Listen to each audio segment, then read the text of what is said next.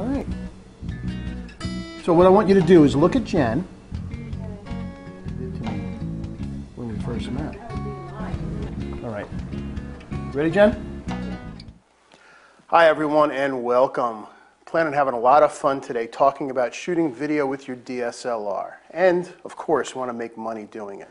So I'm your host today. My name is Joe Brady, and I'm here to talk about a couple of things. Let's go over the list. First of all, why shoot video? That's going to be kind of the basic question.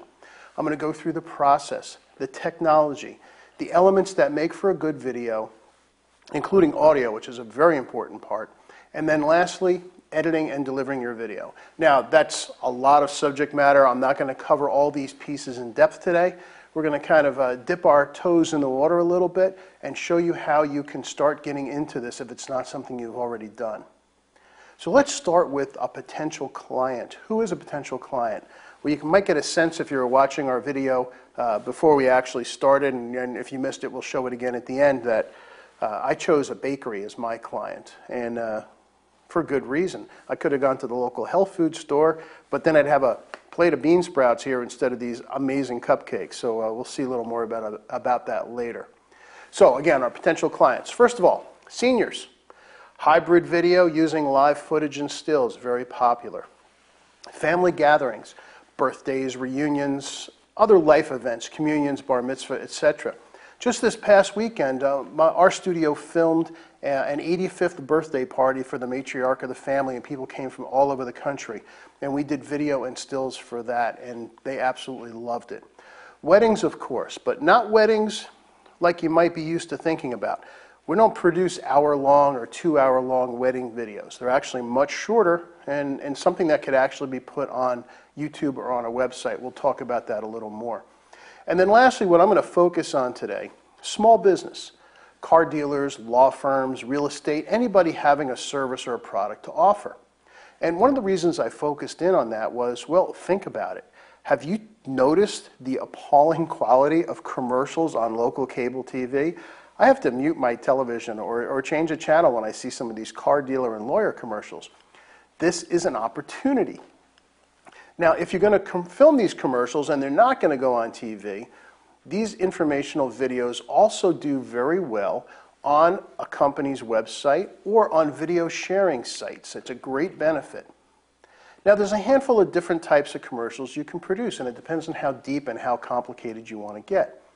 The very simplest thing, product stills, video shots of product stills with some motion in it, combined with regular photographic stills using what's called the Ken Burns effect, where the image is moving through the video, with some type of voiceover. Next, maybe a product video, a demonstration with a voiceover, all the way up to a fully scripted live video with cutaways, which is what we're going to show you today. Now, you can create a very simple video with just a series of short shots and an audio track. Kind of to that, I'm going to show you a short little video that I just produced, actually on the flight back. I was in Death Valley a couple weeks ago, and we recorded video for an upcoming series of webinars, one part of which is how to get perfect exposure and color using the SEKONIC meter and the SEKONIC color checker passport from X-Rite out in the field and how to get the best results. So what I did was I kind of created just a little teaser video. It's just a bunch of short clips that I combined together and put an audio track on, just as kind of an intro to let you know it's coming. So let's take a look at that first.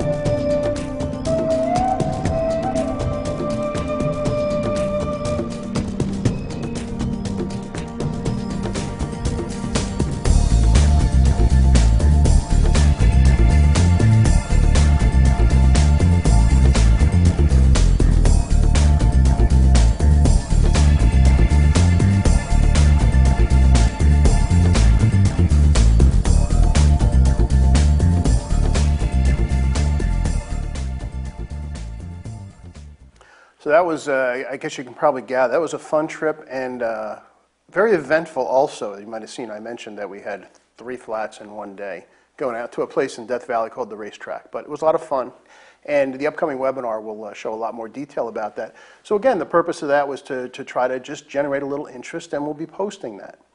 Now let's get into the tools so that we can take this another step. Here's the good news. You own probably most of the important pieces. First of all, a DSLR or a mirrorless camera that can record video and have manual control. I've got 2 such cameras here. I've got a Sony Alpha 99 here that's sitting on a slider. We'll talk about that later as well. And I also have my favorite little travel camera. This is a Sony NEX6. One of the beauties of this is it can record video and it can also focus while in full manual. Really like this. If you're going to be shooting interview type video, you're going to need some kind of continuous light source. We've got Pro Photo Studio lights here, but there's a whole range of continuous lights that you're going to need something like that. You're also going to need to get into audio recording gear, and this is going to be the one piece that might be new to you. We'll talk about that a little later. And then lastly, you're going to need some kind of editing software. And you can go very basic to the most advanced software out there. If you've got a Mac, you've already got iMovie on there. Windows has its own window video editor as well, but I'm going to recommend a couple of other video editing programs for Windows that I think probably would be a better way to go. Now, the skill set you need to bring to video, well, here's another bit of good news. Your photography skills translate into video. Posing, lighting, composition, they all work exactly the same way. And in fact, this gives you an advantage over people coming into this type of video creation from the video side. They're not used to creating lighting ratios and worrying about posing of a person, composition, the rule of thirds, all that kind of stuff that you guys have learned as photographers applies to video. Now, the stuff you do need to learn if you're coming from the photography side are some of the technical aspects of video. And for DSLR video, there's actually not that much to learn. You need to learn about frame rates and what they do, for example. You do need to learn about audio. Now again, not too much to learn other than we're going to want to have audio off the camera, just like I always preach you want to have your flash off camera. And then again, you're going to need to learn your video editing software. Most of the videos you'll create at the beginning are going to be basic cuts and overlays. It's fairly simple stuff and it actually looks very clean. You can get complicated as much as you want, and some of the softwares out there like Premiere Pro and Final Cut 10 can make learning Adobe Photoshop like playing tic-tac-toe. It gets very involved, but you don't need to go there to create great video. Because maybe the most important part of video is storytelling. You need to have a plan. You need to learn to think in another dimension, and that of time. And you also need to think in terms of short shots. Now, one of the things when these cameras started doing video, and video is something very new to me, a lot of the cameras had a limit of maybe 10, 12, or 15 minutes was the longest video clip they could make, and I thought that was a big problem. I've come to learn that if you have any video clip over probably 20 seconds or so, it's way too long, and that's something I really learned that becomes a very basic part of creating good video. So let's go into some of the technical stuff. Let's start with the camera. Now, video frame rates, that's the first thing. 24 frames a second, 30 frames a second, or 60 frames a second. 24 is the cinematic standard. It's what most movies are done. 30 is a television frame rate. That's what most TV commercials done. 60 frames a second allows you to have the full amount of frames but slow things down. So you can play a 60 frame per second video at 30 frames. It'll be half speed, but it'll be extremely smooth. The shutter speed on your camera is going to end up being twice the frame rate. So if you're shooting at 24 frames a second, your shutter speed on your camera is going to be 1/50th of a second. Yes, technically 1/48th would be perfect, not enough of a difference to matter. Same thing, 30 frames per second is going to be 1/60th of a second. The other thing you need to be involved with is focus. Does your camera focus during video? Now, most DSLRs do not. Cameras like this do, since there is no mirror system in them. A camera like this can be in full manual and still shoot focused video. A camera like this is the Sony 99. In fact, let me come around here.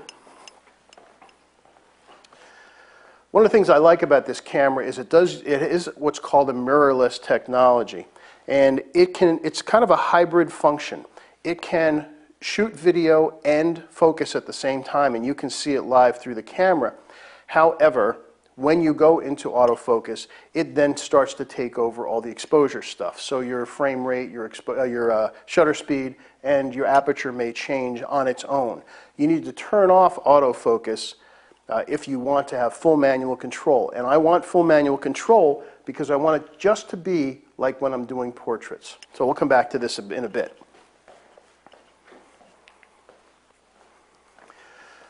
Now, notice that I said your shutter speeds are either going to be 1/50th or 1/60th of a second. If you really stop and think about it, that could be a problem if you're outside and you've got bright light. Because think about it, what if you've got too much light? Your shutter speed's a 50th or a 60th of a second. You can't go higher than that, because if you do, you're going to start to get kind of very weird results. It's going to start to look a little bit stroboscopic. If you've ever seen the movie Saving Private Ryan, at the beginning of the movie when they're doing the beach landing, that's what happens when you do a very high shutter speed, and it was used very effectively in there. But it gives you kind of that jittery look when you go a frame rate or a shutter speed much higher than 1/50th or 1/60th.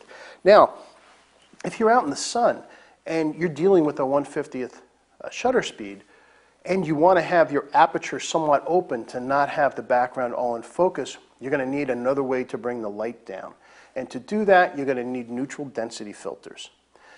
Three common ones for dealing with video, and actually really the first one's the biggest. It's called a 0.9 or a 0.9. That lets in 3 stops less light than without having that filter on there. Very handy out in the bright sun. There's also 0.6 and 0.3, which are 2 and 1 stop reductions respectively. Now, if you're dealing with a scene where you've got a bright sky and then a more diminished foreground, then you might want to look into a graduated neutral density filter that would slide in a holder right in front of your lens so that you can even out the tonality or the brightness levels from the sky to the foreground. Now remember, controlling exposure when we're dealing with video is done with aperture and ISO. We don't adjust the shutter speed. So if you want that wide open aperture and the available light is bright, you're going to have to use a neutral density filter. So let's start to discuss a little bit of the metering and lighting and color, and let's do it at our bakery shoot. And let's take a look at that first, and then I'll come back and I'll answer some of your questions. So here we are at Laura's Sweets with, who else? Laura, of course. I've given Laura homework though, because in preparation for this, one of the things to make this video is having a shot list and a script, because that will really make things go a lot smoother and you won't end up missing things. Now, a couple things that we need to do in prep, and one is get the white balance down for our lights. So to do that, I'm using the new SEKONIC color checker that's got a gray target, and I'm going to do a custom white balance in my camera with this. The other thing that's real important is I want to make Laura look her best. So we want to create a little bit of a gentle lighting ratio. Remember, with video you have a much narrower tonal range than with photography, but it's still important that I add a little bit of shape to Laura's face. I want to have a little bit of shading. I'm going to short light her a little bit, meaning I'm going to have the side of, my camera's over here by the way, I'm going to have the side of her face away from the camera, a little bit brighter lit. The side from the closer to the camera is going to be a little bit darker, just a smidge, and you'll love that because that kind of lighting makes people look slimmer. I love that. So make your customer happy. Now I'm shooting at 24 frames a second, which is kind of the cinema mode. I kind of have more of a movie look than the 30 frames a second. So I'm set there. It is fairly dim in here, so I'm shooting at 800 ISO. And because I'm at 24 frames a second, the closest frame rate I have on my digital SLR is 1/50th of a second. So that's where I want to be. And what I need to do is meter. Now I've got the dome in because I want to meter either side separately. So I'm going to meter the bright side of her cheek, and I'm getting f5. I'm going to measure the dark side. I'm getting f4. Perfect. It's a little bit less than a stop difference between the bright and dark. It's going to add a nice ratio, but it's not going to be too extreme that the video is going to have problems capturing it. Then lastly, I'm going to put the dome up, and I'm going to go right back to my camera position, and I get my reading, and I'm getting 5.6. So ISO 800, 5/6 to the 50th of a second. That's going to be my exposure, and I've got a very nice gentle lighting ratio from left to right. So after I do my white balance, we can start. Now again, the whole concept of this is we want to make it simple. I'm using one camera. I'm using a Sony Alpha 99 to do all my video recording, and I'm also recording my audio into the camera. One thing I added though, Laura right here is wearing a wireless mic. So she's got a wireless mic transmitter that is then plugged into the receiver directly into the camera. Because audio is really important. You can't get by with a video. You can have great video, and if the audio is crappy, it's not going to be good. So if you don't have a wireless mic, you have a couple other options, but you're going to have to be close to your subject. Another option is to use something like an external recorder, but then you're going to have to sync the audio together later, which is another step. You can buy a wireless receiver and transmitter system like this for relatively inexpensive. There are systems right around $100 or so. We have a baby here too. And we've got the receiver plugged into the camera, so I can change my distance however I like, but the audio is always going to be coming directly from her. A little later on I'll show you another way to capture audio, but that would require that step that you're going to have to sync it later. So I'm going to do a custom white balance. I'm going to white balance off of this gray card. I've got my metering. I know I'm at 5.6 at 800 ISO, and that's the beautiful thing. Now, as we walk around the bakery today, the beautiful thing is that I've got my meter, so I'm going to have perfect exposure every time. Again, remember, video has a much narrower tonal range latitude than if we're doing photography, and I want my color temperature and my exposure to be perfect. That way, when I put it all together later in software, I'm not going to have any brightness changes, I'm not going to have any color changes. Because the other thing in video is when you go to edit, you've got much less latitude to do that. So we want to make it perfect from the first one. Okay. Ready? I'm ready. All right, so we're going to have Laura start to recite her lines. So we're going to practice that a little bit. All right, a couple questions came through that I'd like to address. A couple of the other questions you guys have asked, I'm just about to get to, so stay tuned. And then if I didn't answer it the way you're looking for, then ask again, please. Somebody asked a question about what lens has the best potential for creating small on-site video clips. Both of the cameras that I'm using, I generally use the same kind of focal length lens. On the Alpha 99 here, I've got a 24-70 on here. And on the NEX6, this is a 16-50, but this is a APS-C size sensor, so it actually ends up being pretty much exactly the same focal length as the zoom lens on the 99. I like that 24-70 look on a full frame camera. Again, going telephoto is really going to require a very stable platform because the slightest bit of shake is going to cause a problem. Generally, I want to stay a little bit wider when I'm doing video. A couple questions about lighting. I'm going to come to that quickly, and also about metering, because that's coming up, because we're definitely going to talk about that. But let's talk about camera stability first. For important steady shots, a tripod is really important. And there are video tripods, or you can use a standard camera tripod if you're going to stay in a static position and not do a lot of movement. You might want to take a look at a video head for your tripod. Now, another option is a monopod, and I just pulled out a brand new one this morning. In fact, you see it's still got the sticker on it.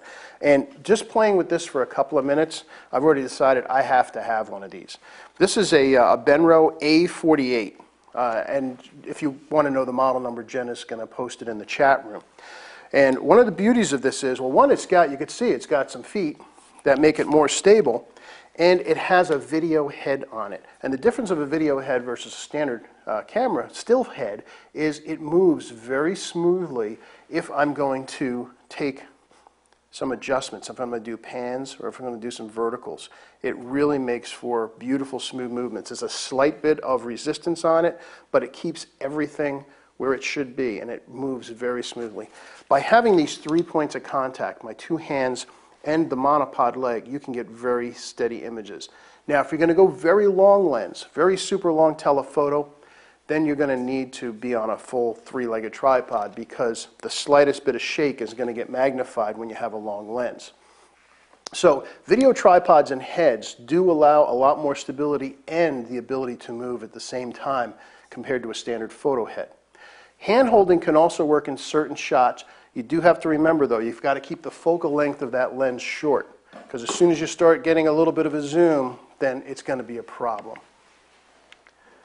Now, light meter, very important. You guys have probably heard me talk about light meters in photography. Also extremely important for video. Two pieces to this, metering and color.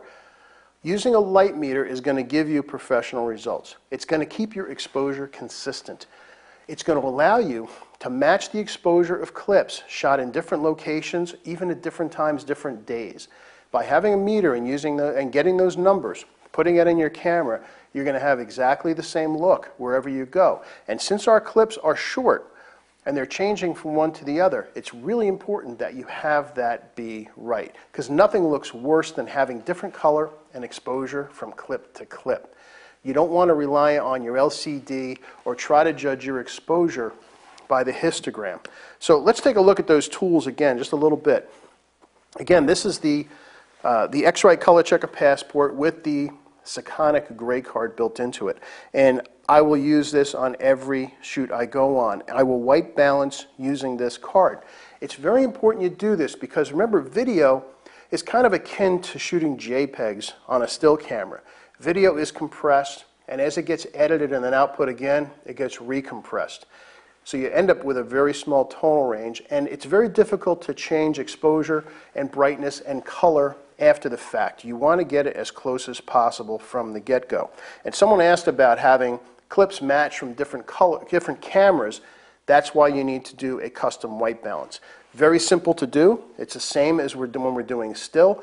I just take a picture of this, and you don't need to fill the frame with it. You just need to have your center focusing circle be filled with the gray under the light you're using, set your custom white balance, then your color is perfect.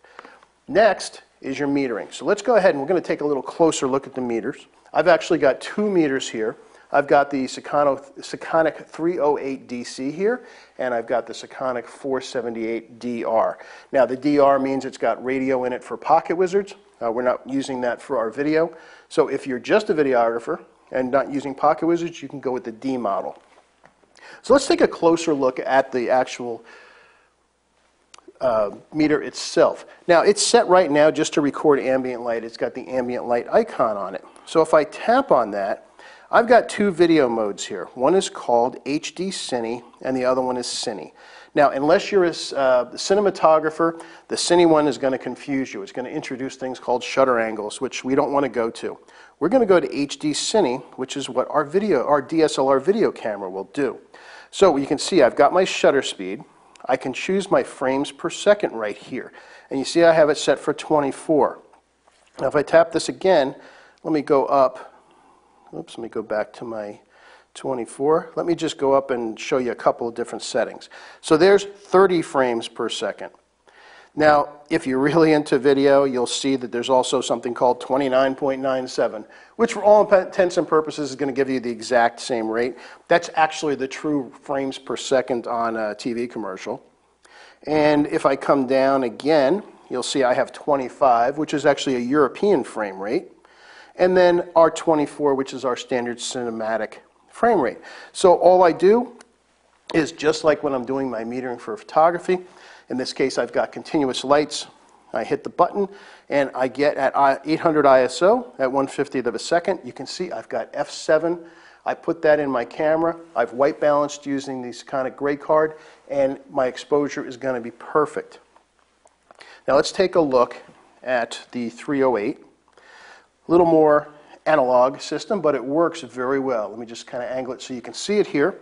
And again, I've got standard ambient readings. I hit mode, and I see 24 frames per second. And I can hit the buttons on the side to go to 25, 30, 32, 40. There's all kinds of different choices here. So I'm going to do my 24 frames a second, just like we did before. I hit the reading button on the side, and I get the same reading. I get my F7, put that in my camera, 50th of a second, 800 ISO, and I'm going to have perfect exposures. Now, just like when we do portraits, we've got the whole dome in and dome out thing going on here. So how do we use this? If we're trying to create a light pattern left to right on our subject, then I'm going to measure each individual light. So I'll put the dome in. So if I want to create a lighting ratio, I take a reading over here, I get 5.6. I take a reading over here, I get 2.2, a lot lower. So that's going to be a fairly deep ratio. But what that does is it does create shape on the face, and adding more contrast makes the face look thinner, and I need that. Now, if I want to get my reading back to the camera, then I'll put the dome out, go right back to my camera position, and in this case, since I just moved away from my light, you can see there I've got 6.3. I put that in my camera, perfect. Now, if I've got this other meter, if I have the 308 DC, the dome in this case actually slides back and forth, and there's a little attachment that comes with it. That is the directional reader. So I just slide that over top, and this will allow me to take directional readings.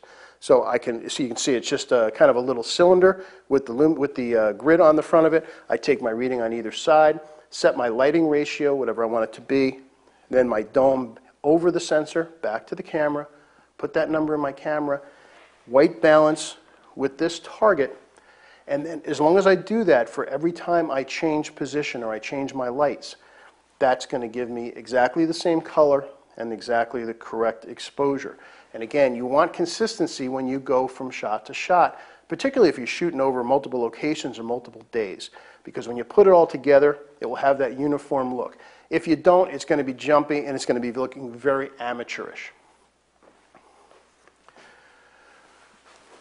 Measure your light ratios. That's something that only a meter can do, because your camera can only see the sum of the light being reflected back.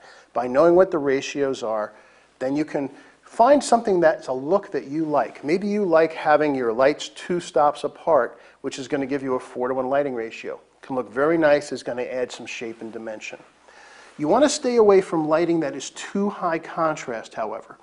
Very dark colors, once they get into video, end up looking terrible because they get very compressed, and especially if you're playing back online, it can get kind of nasty. Now, we set up our basic parameters. Let's just go over them again. Choose your frame rate, 24 or 30 frames per second, 50th or a 60th of a second shutter speed. Lens selection, we talked about that. I want to stay slightly wide to medium. Again, my favorite lens on a full frame camera is a 24 to 70. You might want a little more range, maybe I know there are 24 to 105, something like that's going to be a good choice. We've metered the lights. The camera's been white balanced. We've chosen our aperture. Focus. We've decided how to handle our focus, whether we're going to let the camera mess around with it, which I generally don't recommend, or we're going to focus by ourselves, because we're not going to be doing a lot of movement while we're shooting. We'll focus, shoot, move the camera, focus, shoot. Practice this. Test some personal projects. Learn your gear to get it out of the way so that you can then start producing great videos. So let's move on to the actual video part. You want to make your videos compelling. So what you need to do is you need to think in shots. Think about this. Your viewer can only look where the camera looks. If you're at some sort of an event and you want to video it, if you're sitting in a chair, you're going to look around. You're going to look at where the action is, but then you're also going to look to the side, see what else is going on. If it gets really boring, you might be counting the ceiling tiles. When you create a video, your viewer can't do that. They're stuck looking where your camera is looking. So if you see something interesting, film it. Move around. Even though the main action is going over here, if something's going on over the corner of your eye that looks interesting, maybe someone else watching what's going on or something off on the side, include that in your video. Don't run the camera non-stop. Nothing more boring than setting a camera on a stand and letting it run for half an hour. Keep moving. Also, you want to avoid too many big wide shots. They're fine for establishing a scene, but when you start to deal with faces, you want to make sure you can see the eyeballs. You also, as I mentioned, you want to keep your video clips short. 15 seconds or less, even less than 10 seconds is better. You might have noticed in that Death Valley one, other than the final scene flying away, I think every one of those shots was less than 2 seconds. Zoom with your feet. Staying wider on the camera is going to reduce camera shake. You want to avoid long lenses unless you're on a very stable tripod platform. You also want to avoid backlit scenes. Keep the light behind you or over a shoulder, which is going to create a little bit more directional light. So if you see something interesting, shoot it. By all means, in the camera, all these cameras have these cutesy digital effects. Avoid them like the plague. When you get to your editing, text overlays are fine, but keep them simple. Don't start using real fancy fonts. They're not going to translate well into video. Audio. use an external and, when possible, off-camera microphone. In fact, let's go ahead and take a little bit closer look at audio stuff. So I'm gonna walk around here again. Now, here in the studio, I'm wearing a wireless lav mic. So I've got my little mic clipped here. I've got a transmitter on my belt, and then it's being received by a wireless receiver. Well, you can also do that on a camera. Again, one of the things I really love about this particular camera, and a lot of the high-end DSLRs have this. Over on the side of the camera, I've got ports for both audio in and audio out. So if I'm going to use something like this, which is a wireless receiver, which would pick up my lav mic, I can actually plug this directly in to the audio in of my camera. That way, regardless of where I'm standing, I can be 100 yards away from the subject, but the subject's audio is going to be perfect. Now, another thing you want to do is you want to monitor your audio. You want to know that it is coming in well. So another beauty of cameras like this is there is a headphone jack for watching or listening to my audio. So I can plug that in, put my headphones on, and I'm now listening to the audio that's coming into the system. The beauty of this is that means that my video recording in my camera also has a professional quality of audio. Now, I'll admit, this is a little bit of a pricey system. These Sennheiser wireless lav mics, this is probably about a $650 kit. However, you can find a basic, just a couple of channel wireless lav mic set. You can find them online for $125 or so. Now, if this isn't an option, you've probably seen things like this. This is a Rode stereo video mic that is sitting here on top of the Sony. These are great audio recording devices. However, your audio needs to be close to your subject. So if you're doing something that's involving voice with an interview, probably still not a great idea to rely on a microphone like this. It's certainly better than the audio in the camera, but it's still going to pick up everything. That's why the audio needs to be close. Now, this is a great audio for reference. It's also great audio when you're doing landscape, scenic kind of work. But if you're doing an interview, you need to have the microphone very close. Now, there are people that make what are called shotgun mics. They're really long, thin mics that are a little bit more directional. But it doesn't matter. They still need to be very close. Get yourself a lav mic, or if that's not an option, another option is to use an external audio recorder. And they can be something very simple and give you great results. This is a Zoom H1. And this is about a $100 audio device. And it also has a microphone in jack. So you can buy a little clip-on microphone like the one I'm wearing, plug it into here, and actually have the person wear it. They can put it in their pocket or just have it sitting alongside them. This will record beautiful audio. The downside is you're then going to have to sync it to your video. That's why you want to have a decent reference video, because when you bring them into software and you want to add this second audio, you need a way to match them up. And if you're ever curious, that's where these things come from. You've probably seen these on sets of movies. And the reason for this clap and for this motion is it's creating both a video and an audio cue that something's going to be synced up. So when someone's ready to record, if you name the scene that you're going to do, or you just have it written on here, the act of this moving plus the loud clap creates a spike in the audio recording. You'll see that spike both in your camera recorded audio and your external recorded audio. And it's just a simple issue of lining those two spikes up in your video editing software. You can then replace the camera's audio with your pre-recorded audio. It's a very important piece of the puzzle, and you really got to do it. If you're outside and there's any kind of breeze, you're going to need some kind of wind abatement. Now, on a mic like this, I actually have just a little foam ball that fits over it. It does an amazing job even when it's pretty windy out. On a bigger mic, like this Zoom recorder, or on this Rode video mic, you want to have something like this. You've probably seen these before. They have the unfortunate name of dead cats, or in this case, a smaller one, dead kitten, and it actually just fits over top of the microphone. This, as silly looking as it may be, will stop all of that kind of wind buffeting noise you would get on your audio, and you can even use it on this little Zoom recorder here. I don't want to minimize how important this is. having good audio is going to make or break your video. So you've really got to get that under control. So we've got our audio under control now. We want to keep our video short also. So before we get into some more of the video editing pieces, let's take a look at some gear again. I'm going to take another closer look at the meters and also show you where a slider comes in to add a lot of interest in your video. So let's take a look. You can take it out. Say when. There you go, we're rolling. All right. So once again, I'm using the metering here because we've got some chocolate cupcakes that just come out of the oven, and the camera's meter isn't going to give us a correct reading. It's way too dark. So I'm going to take my reading of the main light coming on here. I've got 4.5 at 640 ISO. Put that in my camera. It's going to give me a perfect exposure. So now we're going to put Maria to work actually making us some cupcakes. Do your thing, Maria.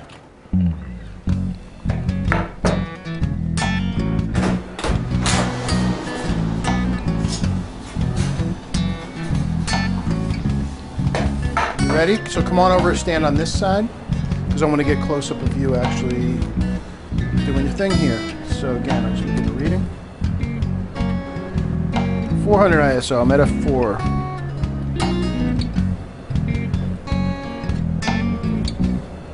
Hold on a second. That's all right, go ahead. Okay, go.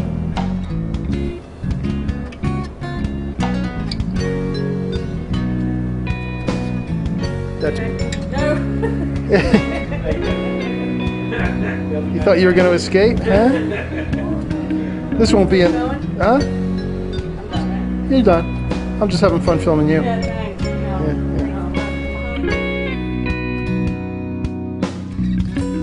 So something else I want to do to add a little more interest, to give us some stuff to be able to cut away from rather than just have the interview on Laura the entire time, is I've got a really cool piece of equipment here called the slider. And what it's going to allow me to do is to gently move the point of view of the camera. And I can also do this in focus at the same time, which is really cool. So I'm just going to start recording on my camera. And in this shot I'm going to do a pan where I've already pre-focused, and I'm just going to pan across the products right here. And the beauty of a slider is that it's silent and it's very smooth. So it creates a very smooth movement. There's no jerkiness in it.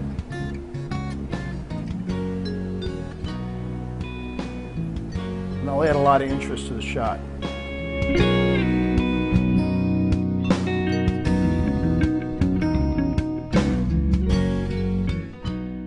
Okay, so I think you can probably get the sense we also had a lot of fun in the bakery, and yes, we ate cupcakes while we were there. In fact, we all, Jen and Rick and I all took boxes of cupcakes home, which we have here as well.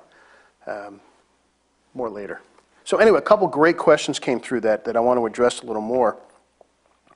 Someone asked, how is the new SEKONIC gray card different than the Passport's existing white balance card, which is right below here. This is the Passport standard white balance card.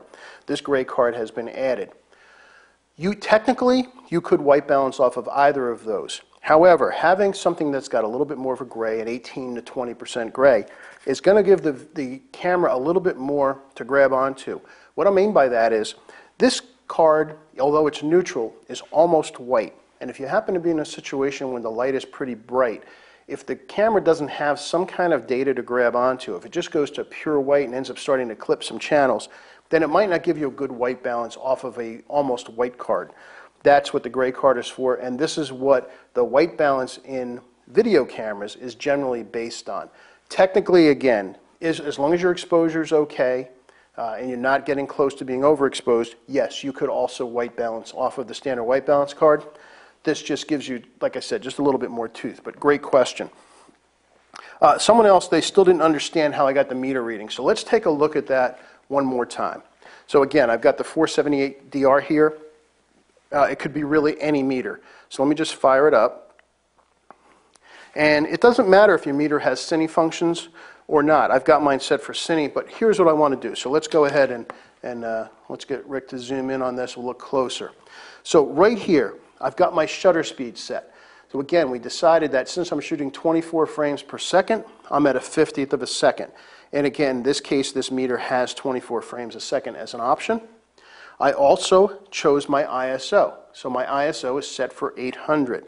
So at that point, If I just want to get my reading back, actually if I want to do it right to this position right here, if I just hit the reading button on the side, it comes back and gives me the number. And you can see I've got 6.3 and 3/10. So my camera doesn't do 3/10, so I simply put 6.3 as my aperture at 800 ISO at 1/50th of a second, and that's all there is to it. Now, if your camera does not have any kind of cine functions, in that case, I'm just going to tell it the ISO, the shutter speed, and I'm going to get a very similar result. So you see I was at 6.3 and 3, so I was starting to get close. There is a slight difference between 1/50th of a second and 24 frames per second. In this case, 6.3 and 3/10 to 7 is, oh boy, maybe less than a quarter of a stop. So it's not enough that it's going to make a difference. Either of those numbers would work. But that's really all there is to taking a reading with the meter. And it's really important to do that because you want that consistency, and you don't want to have under or overexposed scenes. A couple of other questions. Somebody asked about the camera. Somebody asked about the camera I'm using. They wanted to mention it again. This is a Sony Alpha 99. This is a full frame camera. It's a 24 megapixel camera. And it does have a mirror technology that allows it to focus while you're shooting video if you want that option. The other thing is that it's live all the time, and it also shows you the effect of your aperture, ISO, and shutter speed on the actual scene. You're actually seeing the effect of the camera settings through here. One thing you might not realize that all cameras will generally do, even if you can't focus while you're shooting video, what you can do is put your camera on manual focus and adjust your focus first. There's a little green dot that will show up in the bottom of your viewfinder when you're in focus, even if you're not on autofocus. So that's something you could do. The other thing you could do would be to autofocus first, then turn it off. And someone actually mentioned, how can you get everything in focus? Well, it's the same rules as when you're dealing with photography. It's going to come down to, in this case, aperture. Remember, your shutter speed is set. I'm set at a 50th of a second, so if I want a very deep depth of field, I'm going to have to go to f11, f16. The lens selection is also going to have a big effect on that. A wider lens is going to be very easy to get everything from close to far in focus. As your lens gets longer, that's going to be more of a problem. Which also, somebody asked the question about a prime versus a zoom lens. Now, this is a very good zoom lens. It's a 2.8, 24 to 70 Zeiss lens. My wife has the same Canon equivalent on her camera. Prime versus zoom is not that big a deal. Yes, primes are going to always be better, but these are going to be pretty darn close. What you generally do want to avoid is zooming while videoing. The advantage is if you're on a tripod, you've got everything set. You can then just change your point of view a little bit by zooming and then filming again. Zooming while you shoot, probably not a good idea. It's usually going to look cheesy. Another question was, how can you keep your handheld shot steady? And again, the lens selection is going to have an effect on that. Keep things a little bit wider. If you do that, and use your camera strap, because that gives you a reference or a strength point. Well, again, we've got these 3 points holding it. So if I do this, I can then do my filming, and I've got a nice steady platform doing this, and it will keep things pretty steady. Even if I want to do some movements, by having this around my neck, it's giving it something to tie onto. Also, another thing I like about this camera is it's got an articulating viewfinder. I'm a big fan of this. So if I have the camera low or high, I can see it. And you might have even noticed in the video, there was one point where I had the camera turned this way so that I could actually look at the video from the side. But you can do great video with any camera. As I mentioned, my little mirrorless camera shoots phenomenal video. It's not the camera, it's your eye. It's the same with still photography. People always say the best camera available. What's the best camera? The best camera is the one you happen to have with you. So when you're doing your video, yes, a camera like the Alpha 99 offers a lot of advantages, but a point and shoot can do a great shot as well. In fact, in that Death Valley video, at the end when we're actually heading onto the airplane, that was actually a Hero camera, one of the little tiny video cameras, and it produces great video. Let's see. Someone asked, does the Is this color checker the same one that's used for regular still photography? Yes, absolutely. And if you have one of these and don't have the gray card part, don't despair. You can use the standard white balance card. You just got to be real careful your exposure isn't getting close to the edge. Anything else? Okay, I think that's about it for now. Let's continue on. So what else is important when you're producing videos? Number one, you got to entertain. There has to be something interesting about it, or you're going to lose your viewers. Keeping your shots short, keeping your point of view changing, and adding some interest. Now, entertain doesn't mean you have to make someone laugh, but you want to make it compelling and keep it interesting. And you can do that by making your intent clear. Ask yourself, same thing I always ask people when they're shooting stills, same thing with video. Why are you shooting this video? What is it you want the other person to experience? Show your passion, but also leave them wanting more. Leave them at the end saying, that was pretty cool, I'd like to learn more about that. Also get creative. Where are you going to shoot from? Change your point of view to make the shot more interesting. Also, going back to storytelling, you've got to have a hero. A hero is the who or what the video is about. It could be a person, it could be a place, it could be one of these incredible cupcakes. Have a beginning, middle, and end. Think of it like a comic strip. That's a great way to storyboard it out. And you don't have to be an artist to do this. You can use stick figures. What's the beginning? What's the middle? The end? And maybe is it cutting back? Yeah, you can get into flashbacks later, but learn to do it basically first. Make sure every shot adds to the story. Have your subject with an action. Even if I'm going to shoot something static with a cupcake, I would use a tool like the slider to make it more interesting. This slider, by the way, and you saw it in the video in case you're curious, this is a Cinevate Atlas FLT. It's a really nice piece of equipment. Will really take your videos to another level when you get to that point where you're ready to do that. These things are in the $600 range, but what they do for your video will take them to another level. We'll cover that another day. In fact, what we're going to do is send you, on our follow-up, a link to a series of videos that were done by Victor Ha that are really great on going into some of the gear and what it can do for you. So stay tuned for that. The other thing we want to do when we're doing videos is we want to make sure we're efficient. You've got to have either a storyboard or your story pre-approved. You've got to have a script if it's more than you can just hold in your head. And if your principal's going to be the actor, you're definitely going to need a script, as you probably saw from our blooper reel, which I'll show you again at the end. Don't film more than you need, a lot more than you need. Getting a commercial down to 30 seconds is actually harder than you might think. It was easy to create our first cut at 3 minutes, but getting that down to 30 seconds is actually pretty difficult. And it all depends on where the video is going to live. If it's going to actually go on a local cable TV channel, when they say 30 seconds, they mean it, not 31 seconds. Because if it's 31 seconds, it's going to get cut off at 30. So scripts, let's go back to that a little more. Scripts aren't just the words to be spoken. It can also just describe the flow of the shot list to keep the story flowing. If you don't plan this way, you're going to waste a lot of time. You're going to end up with lots of video to sort through that you really didn't need. It's kind of like going to an event and shooting 3,000 pictures that you're then going to have to look at. What I did was created a short video. In fact, you can see right here, it's just a couple of paragraphs. But since I had my principal, the owner of the bakery, Laura, reading this, she's not an actor. She's a baker, and she's great at it. And she's not used to being in front of the camera. So you have to make it simple. We also had a shot list of 16 different shots. We didn't end up using them all, but all of the shots were very short, so that it allowed us to use cutaways from the speaking to add more interest to the story.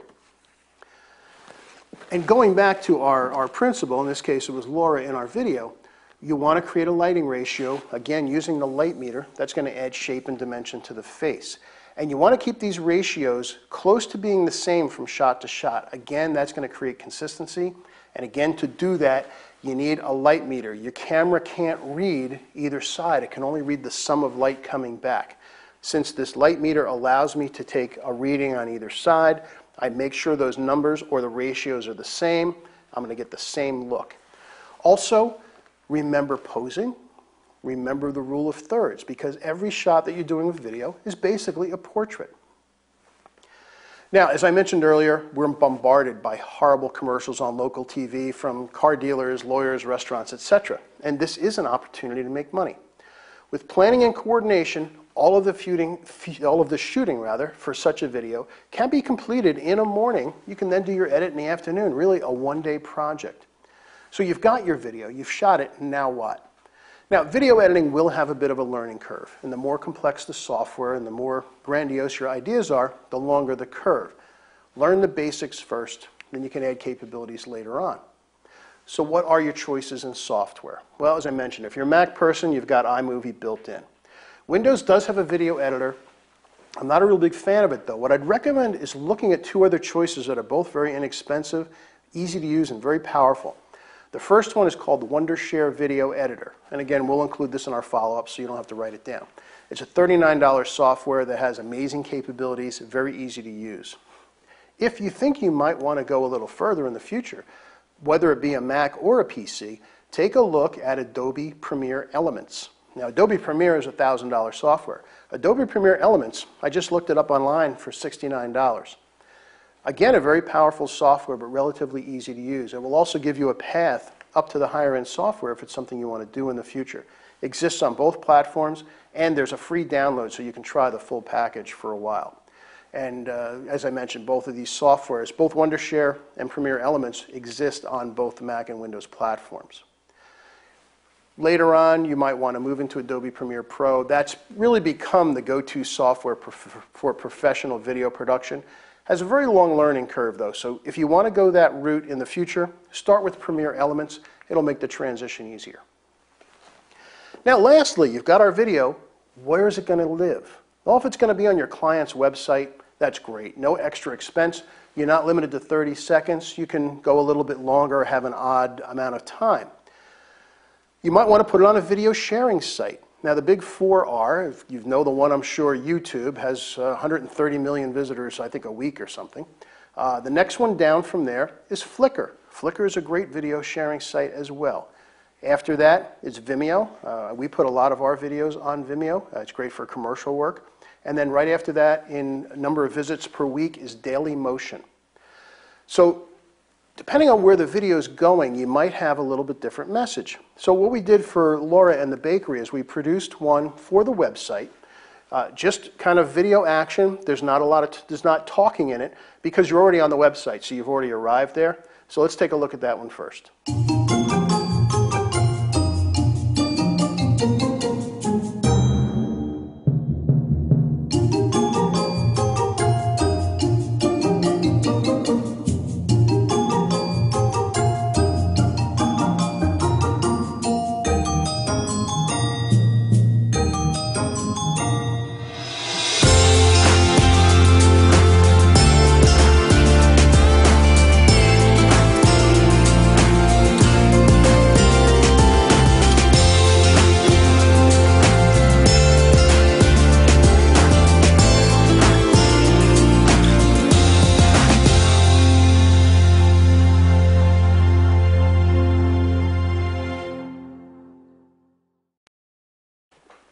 All right, so a couple questions before we get close to getting close to finished here.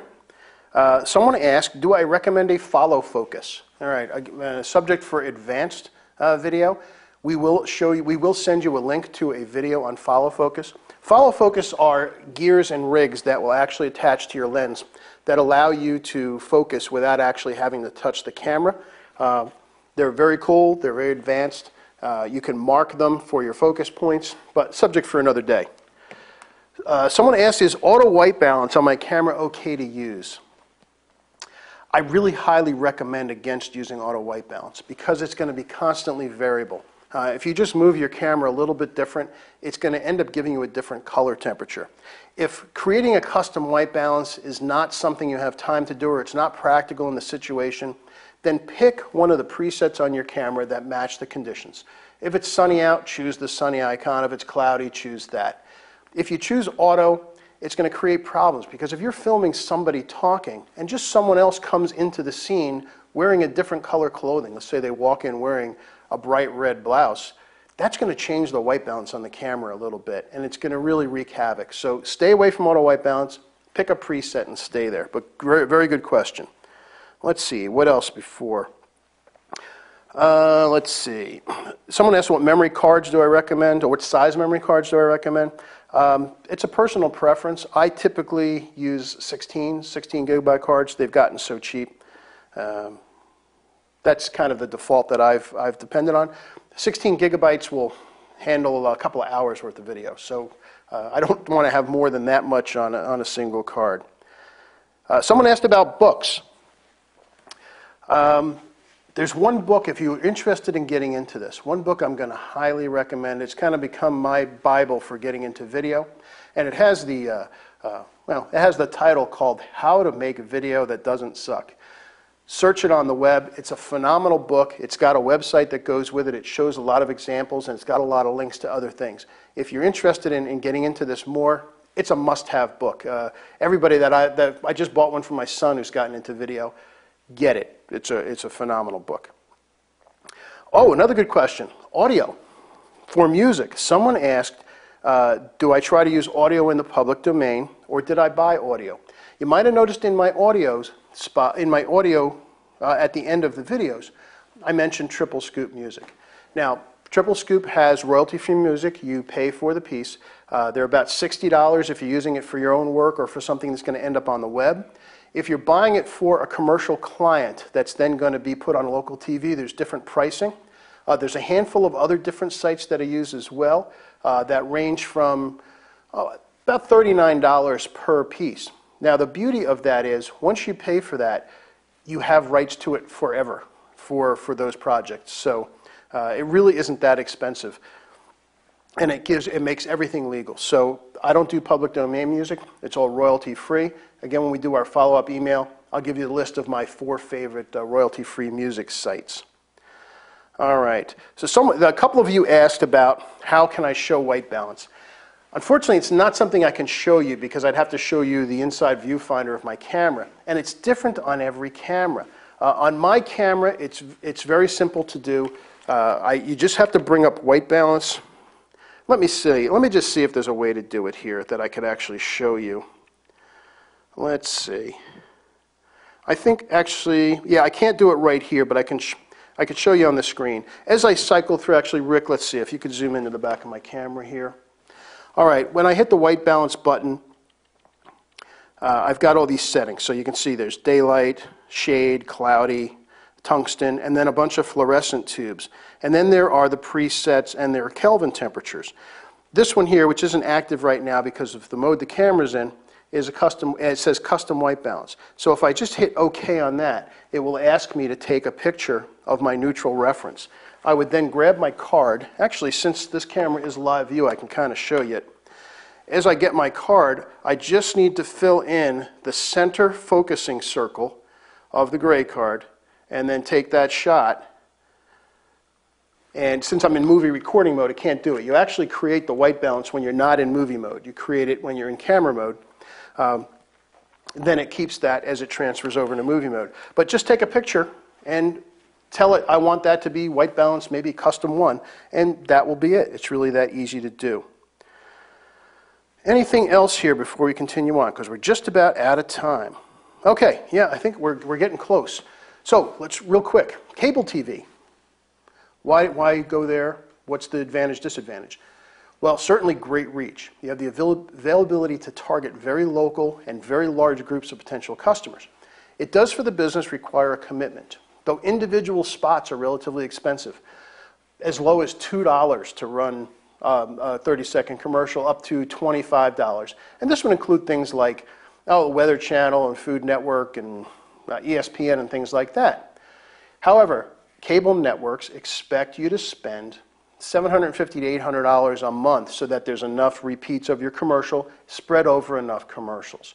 So we did take our video and brought it down to exactly a 30-second commercial, which actually took a lot more work than I thought it would, because again, we started with a 3-minute video. But let's see our 30-second TV spot first. Here at Laura's Sweets, we bake everything from scratch. We use all natural ingredients and local when available. Our cakes are perfect for weddings, special occasions, birthdays, anniversaries, family gatherings, or really any time you desire a sweet and all-natural treat. Let Laura's Sweets create something for you that is memorable, beautiful, and delicious. Okay, so after you've created this video, you've got it placed, how are you going to get people to see it? Well, if cable TV is beyond the business's budget that you're talking with, there are some other options. Maybe you just want to have a text crawl on a video that will send potential clients to your website to watch the video. You can put a text crawl on the bottom of the Weather Channel for $150 a month, and it will run 24/7, and it will just have a link to the website, and somebody would have to just go to that website and see the video. You can also go to your local cable news websites. They often will sell banners for local businesses. They generally run about $400 a month or so, but that would be a direct link into your website. Take advantage of the free options. You've got Facebook ads that you can pay for, and you can say how much a day or how much a week you want to spend, and each time someone clicks on it, that gets taken out of your little bank account there. Use social media. Use your email, use Twitter, use all the social media outlets that you use just to get the word out, to get the traffic to your website. So wow, I've actually run out of time. Let's sum up. Video with your DSLR can open up a lot of new areas of business and expression for you. I use it a lot for creating my slideshows when I go out and teach. And for me, adding video before a still shows the behind the scenes and the preparation to get a particular still shot. And that combined with audio, I really feel it really is a lot more dramatic. Hybrid wedding videos. When we do a wedding video, it's going to end up probably being 5 to 6 minutes. That's it. It's a highlight of the day. It might have a combination of some stills in it. And that's the kind of thing that ends up living for a long time rather than these 2-hour videos that never get taken out of the box again. Commercial videos for business clients like we just saw here. Senior videos. Something new I've just heard about, senior college interviews videos. Seniors are actually producing videos when they're applying to colleges to try to get colleges to accept them. And also for your own business, self-promotional videos to get yourself some more business. So let's sum up the gear. Learn how your camera's video functions work and react. Use your photography skills. All the posing, lighting, composition applies to video. Trust in a light meter. If you're not using one, get one. It's going to give you consistent results for both your stills and for video. It's going to give you the best shot possible in the camera. Remember, video editing has got a lot much latitude than when you're dealing with raw stills. It's kind of equivalent to JPEG and not even a great quality JPEG sometimes. Think in shots and time. Tell your story. Keep your shots short. When you're recording ambient or voice, use an off-camera microphone system. Keep your edits simple. Stay away from the goofy special effects. Create some cool video samples and show them to your clients and make some money doing it. I want to thank our sponsor, SEKONIC, for making this possible. And I really want to thank Laura and Maria from Laura's Sweets Bakery in Sugarloaf, New York, for putting up with us and providing us with these incredible cupcakes. In fact, I told everybody in the studio, this one's mine. I've been waiting for this all week. So that's it for today. Thank you guys so much for watching. Thanks for the great questions. Hope to see you online again soon. Until then, have a great rest of the week and be well.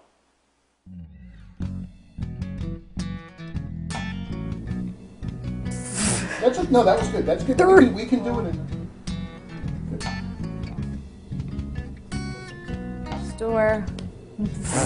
I can't not look away. Why? How would you normally have? Perfect. Good. Is that good? Yep. I did look away one time. That was okay. Already. That was okay. No. What she has am I a degree in saying? Fine arts. Period. Okay. You have a degree in fine arts. So wait, I bet. And we knew it. Made this bakery the perfect thing for us to do. Perfect. First. Just try not to make faces after you're both saying it sometimes. Okay. Good. That was good. Good. Offer to do my headshots and say, you know, I won't even charge you. Just let me put my name on it. Let's do your headshots. Or not interested in what the big box stores have to offer. That was good. Nice stuff. Desire for a sweet, all-natural treat. That was perfect up to the Until the tweet. Relax. Have a cupcake.